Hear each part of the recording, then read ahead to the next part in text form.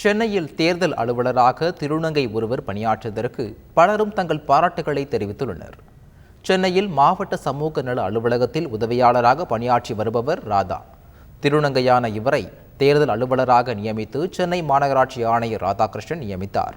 இது குறித்து கூறிய ராதா, தேர்தல் அலுவலராக பணிபுரிந்தது தனக்கு நெகிழ்ச்சியை ஏற்படுத்தியதாக தெரிவித்தார்.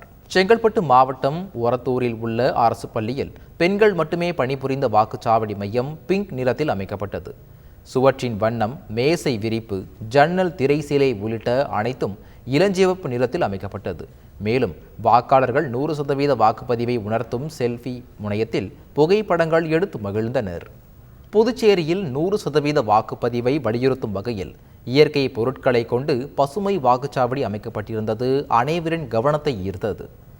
வ.உ. சிதம்பரனார் அரசு மேல்நிலைப் பள்ளியில் உள்ள வாக்குச்சாவடியில் தென்னை ஓலைகள், பனை ஓலைகள் மற்றும் இயற்கை பொருட்களை கொண்டு பந்தல் அமைத்து அலங்காரம் செய்யப்பட்டிருந்தது.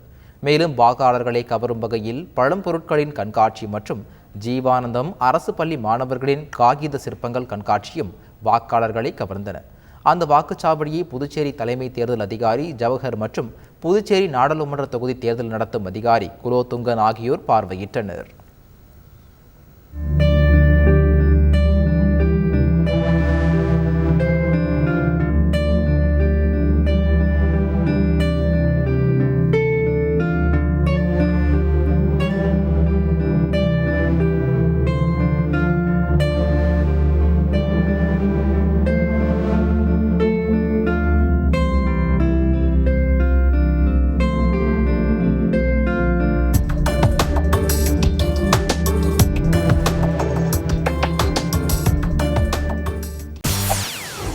செய்திகளை உடனுக்குடன் தெரிந்து கொள்ள உடனே சப்ஸ்கிரைப் பண்ணுங்க.